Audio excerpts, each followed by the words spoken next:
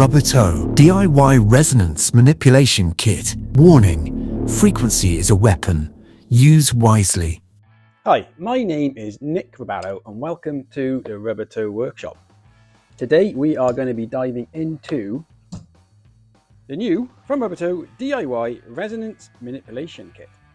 So this is the new kit from Rubbertoe. So all these parts are based off our new devices which are on our new Rubbertoe website. So they're exactly the same parts as this. The Continuum Phase Fork, calibrated for continuum disruption and harmonic resonance. And this. Built to twist the fabric of space and buzzing with celestial frequencies. The Galactic Space Spanner. So the kit's going to come with all the parts that you need to make your own device. Here's some different color schemes that you could follow to get you guys going. You could keep it clean and pristine or get it dark and dirty.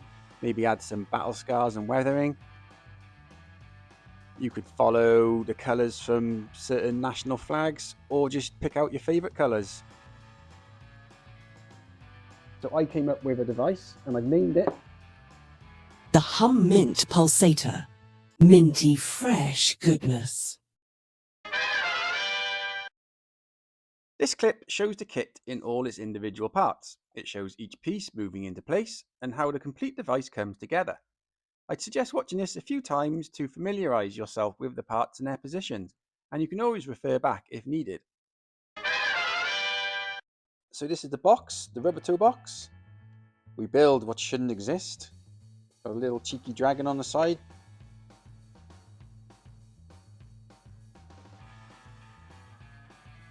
In the box we have this little flyer. Frequency is a weapon. Use wirelessly. Make noise, break norms, repeat. You got this little sheet of stickers, should you wish to stick some stickers on your bicycle. And then you have this pamphlet with a few guidelines,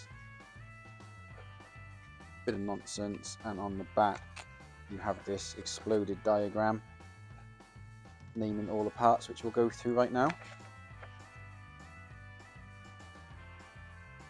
So in the box we've got the LED, we have the cutaway mid handle, we have 3 struts, we have the white mid handle, we have the bottom handle.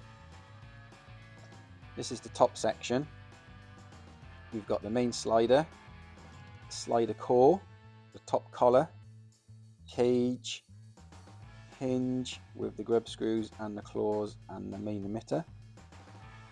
And the bottom section we have the end cap, the bottom handle, the ring, the switch, the mid handle, the mid conical section, the main core and the spacer, and this all slides on top of the main brass body. At the top here you can see the tube poking out.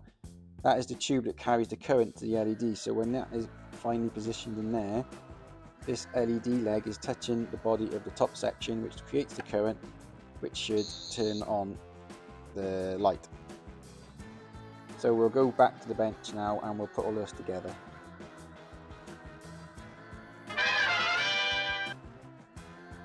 Right, so let's put this baby together. Get yourself out the assembled bottom part and the assembled top part.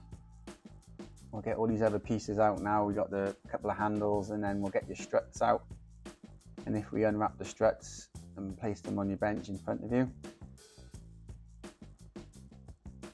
we're going to get our little bag of grub screws. Now you'll notice in the bag there are 2 different sizes of grub screws. There's 4mm and there's 5mm. The 5mm are for the lower part of the struts and the 4mm for the higher part. Reason why, because the 5mm go through the mid-conical section and anchors onto the brass body. So to get things going, you can just simply just slide the top part into the bottom part, and rotating the bottom, you should be able to then get the top collar screwed on. If we unscrew the emitter, we can then try and get the LED in. So the LED is obviously soldered onto a rod, and we've got to get that rod into the inside of this brass tube. But first of all, let's put the struts on. You've got to line up the holes where the struts go, and then grab a 5mm grub screw and screw that one in. I'll be using my electric.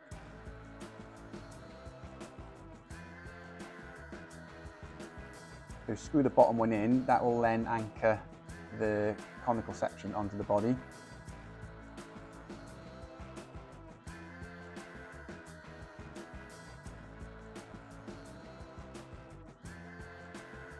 Remember guys, righty-tighty, lefty-loosey.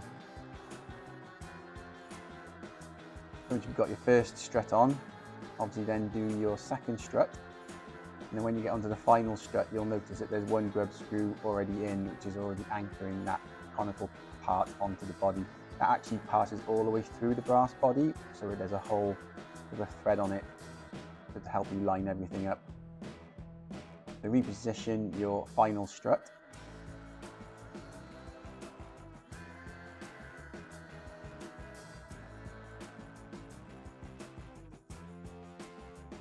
Once you've done your final strut, you can check the tension on the device. So now get yourself your LED, and you need to slide that into the internal rod and then push that all the way in, making sure the leg of the LED is touching the body, and you should create the circuit to activate the light. Looks good.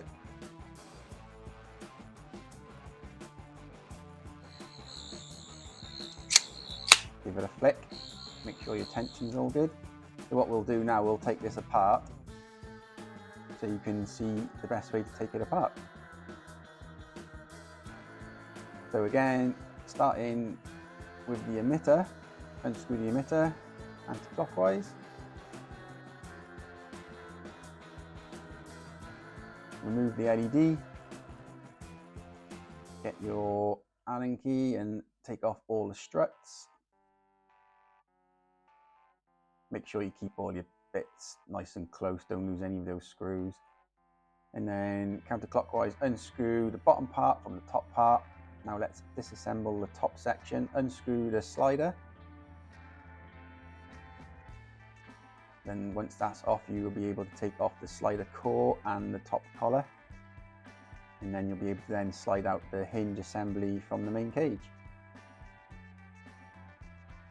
In reverse order.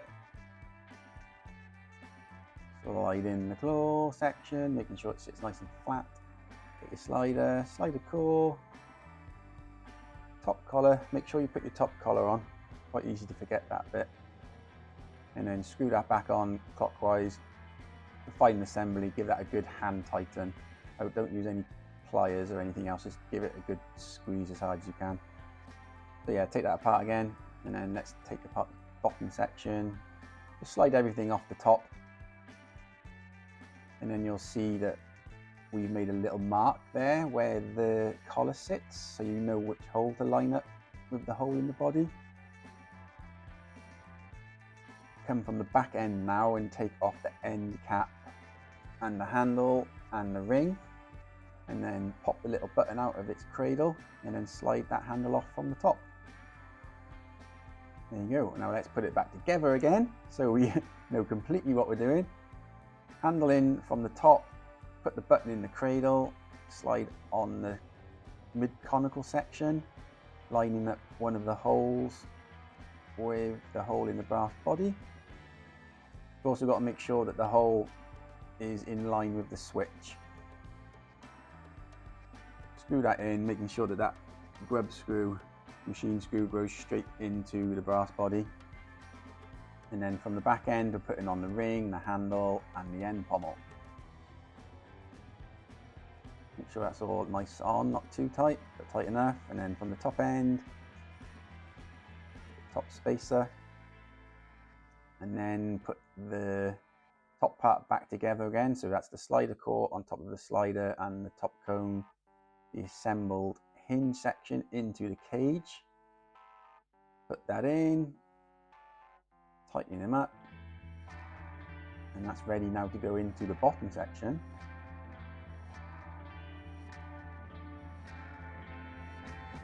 Now screw the two together, You want to screw this kind of hand tight, not overly tight because you need to undo it again one day. And at this point you can kind of adjust the distance between the two holes for the struts by how much you screw on the top section. So anything up to about 1/2 mil is adequate, I'd say. Yeah, so then start screwing on your struts again. 4 mil on the top, 5 mil on the bottom. This can be a little bit tricky. Just take your time.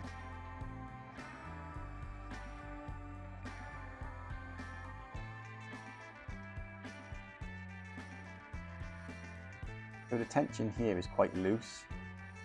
So a lot of people would like to flick this and not have it like open up all the time, just walking around. So at this point I'll show you how to adjust the tension on the top part. So let's remove that one strut and we'll take off the top section.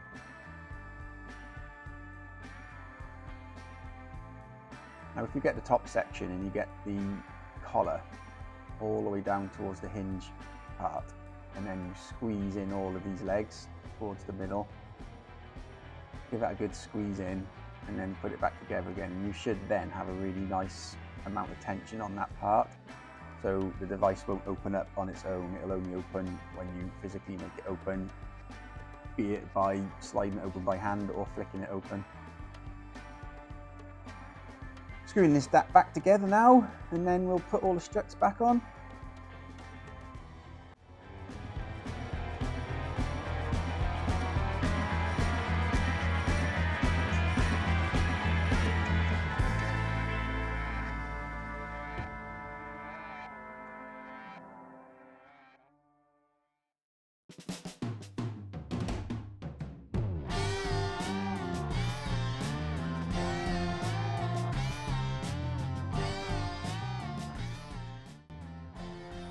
Check the tension, that feels good. Position the LED. That is a little bit tricky, the LED positioning. Once you've done it once or twice and you get your head around it, you'll understand it. Final piece, the end emitter. Put your batteries in. So it's negative end in first, positive end facing up. 3 of them. End cap on. Should create your circuit and then we should have power. There we go. Looking good. Give it a flick. Feels good. It's time to customize it. Let's go.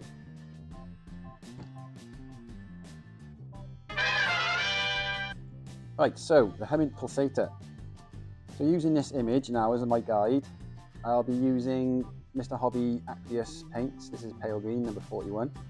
I'm going to be applying this paint onto most of the parts on here actually. So with the clear parts, I'm going to be spraying 1 or 2 coats onto them. I mean, you can hand paint this on as well, and it goes on just as nice. It's just you've got to, watch.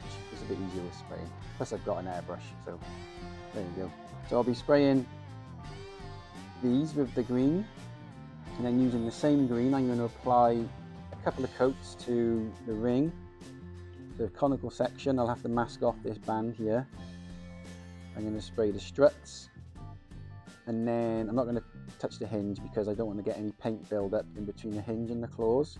That's something quite important to notice when you do your paint thing, is not to get any paint inside here, because obviously there's not enough room for the paint and it'll all jam up. Again, that goes for like the inside of the cage section where the claw touches. Anywhere where you have metal touching metal, I'd recommend not painting. There is sufficient clearance on the inside of the cage section here, paint. And if that does interfere, it'll get scratched off pretty quickly. Again, I wouldn't recommend painting this top spacer here. That's just going to get scratched off straight away, but we'll be dropping paint into this ring, as we will the grooves on the cage and the grooves on the end of the end cap. So the clear parts probably need 1 or 2 coats of paint. All the solid parts will probably need like maybe 3, I imagine, because this is quite a transparent paint. Once you've dropped the paint into these grooves here, I'll then come back with a buffer. This one's pretty knackered, but it's really good. You just literally go over where you've done, and it'll take all the paint off the top surface, leave you with the paint in the grooves for a really nice effect. I'm not going to put any aging or battle damage on this. I think the colour scheme we have really suits it looking new and shiny. So I'll get some bits now, I'll put them on some sticks, and we'll go to the spray booth.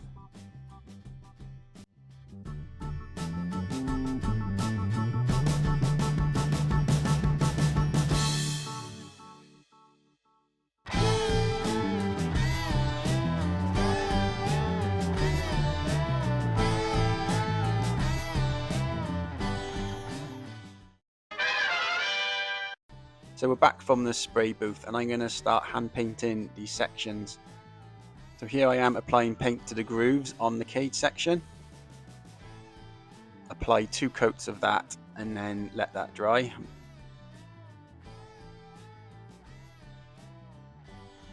Doing the same thing for the 2 grooves on the end pommel, one on the end and one in the middle. Probably 2 coats should do this, and then finally on the end collar. I've also applied some lacquer to the clear core sections to help protect them and give them some extra shine. Once the paint is dried, I'm then going to buff the part with a 1000 grit nail file. So this will do 2 things: 1, help buff the aluminium, and 2, remove the excess paint. So we'll do that to the cage section,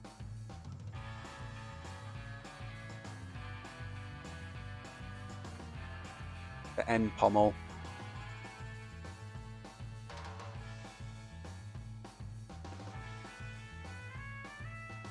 and the collar. I'm going to remove the masking tape now from the conical section to reveal that aluminium band.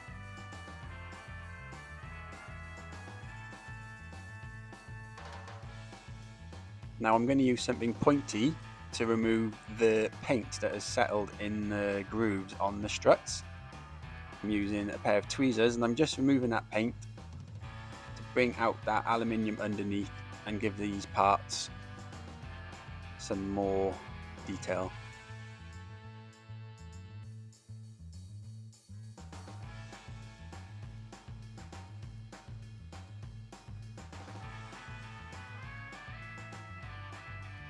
And I'm also going to take off the top band of paint, again with the buffer.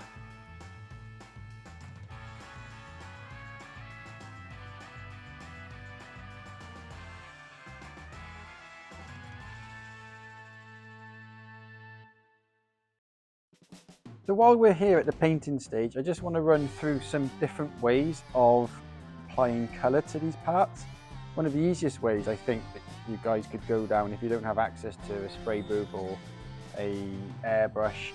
I mean, obviously the easiest way is to use automotive paints. What I like to use quite a lot is just paint that you can get off eBay or other places around the UK, the VHT anodized colour coat. This is the same paint that we use on the other custom designs. So this paint's got kind of like a transparent nature to it, so it still gives that shine of the metal coming through.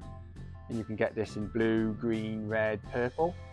If you were to go down the route of spraying automotive paints, you've also got the option of spraying an etch primer on your parts first. And if you're going to go down that route, I'd suggest cleaning the parts with like soapy water, giving them a good wash and rinse, masking off any areas that need masking, and then spraying with an etch primer, and then spraying with 1 or 2 coats of your chosen colour. But I want to try and show you guys here what you can do with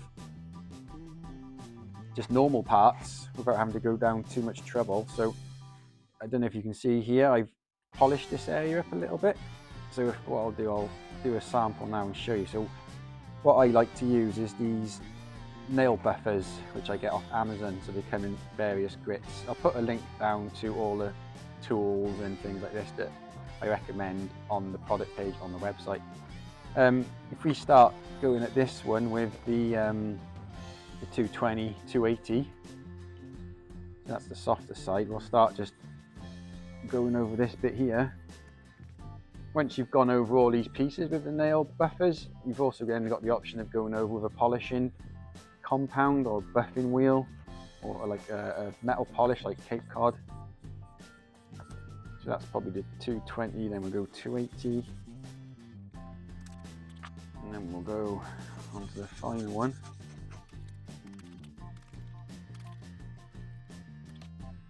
Let's go fighting the still. So you can see with not much effort that you can get this looking really nice and shiny. Okay, there's one we haven't done, there's one we have done. And then what you can do, if you want to get some detail in these lines, just grab your Posca pen of choice.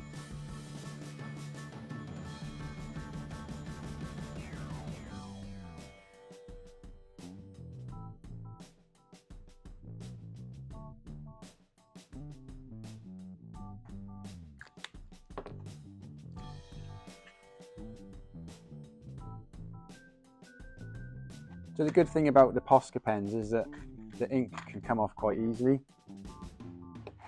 So if you do something you don't like, you literally just go behind yourself. You can take it all off again.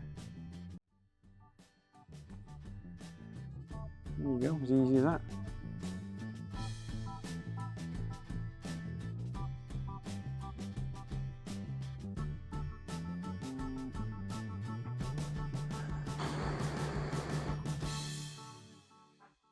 While that's drying, we'll put some lines on here.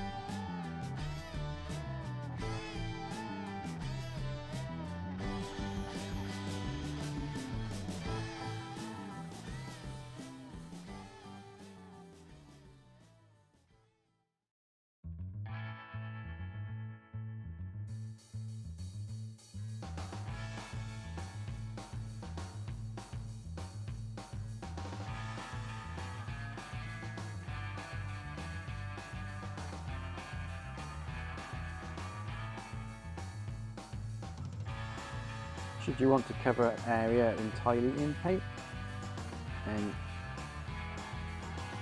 give it a good coat. Let that dry. And then I would suggest covering it in some masking tape, a layer of clear lacquer.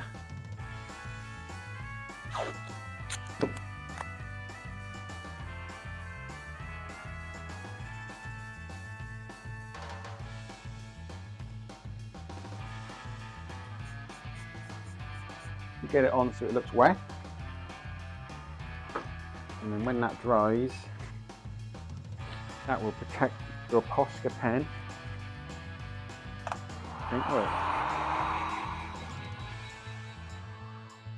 And then once your lacquer dries, you've obviously got that piece there which is nice and protected. Get yourself something with a sharp edge, and then you can attack the corners. If you wanted to put a bit of weathering on, with damage,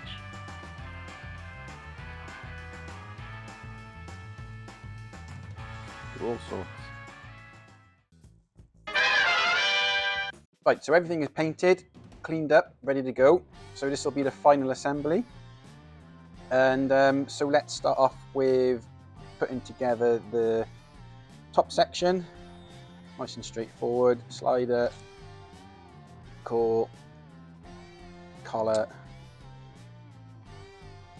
claw assembly. At this point, it might be good to check the central alignment of your grub screws. You can see that one there's a little bit not central.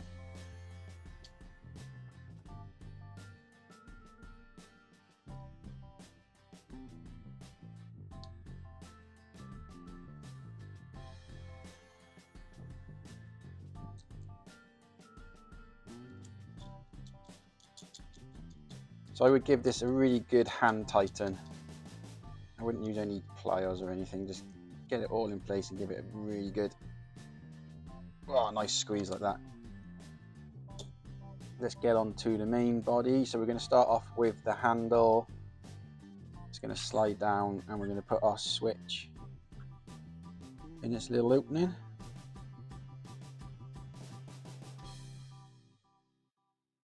Nope, don't quite want to stay in there.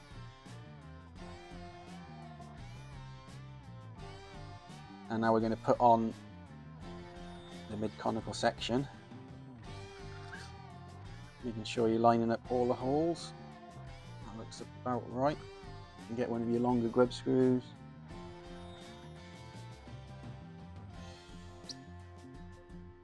And make sure you get that in the hole.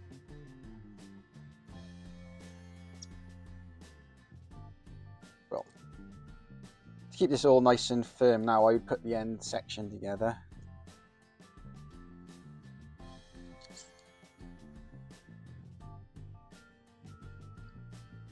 So with this end bit, you've got a wider end and a narrower end, and the narrow end goes in first. Just push that all the way in.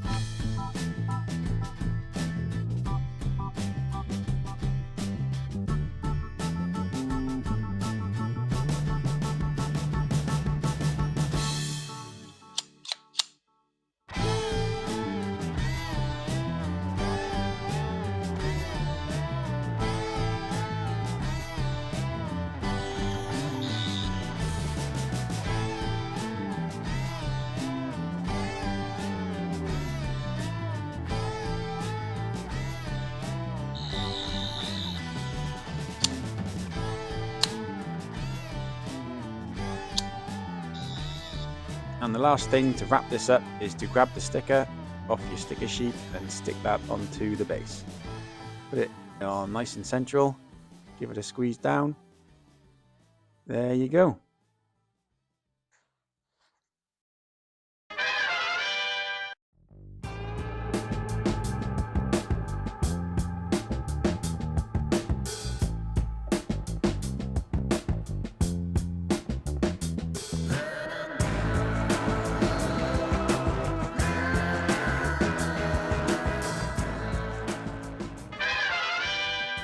So that brings us to the end of the instructional video. Hopefully together with this video and the instruction manual, you shouldn't have any problems making your device. If you do have any problems, please get in touch. Love to have a little chat, see what your issues are, help you out. Just get in touch via the social channels or an email.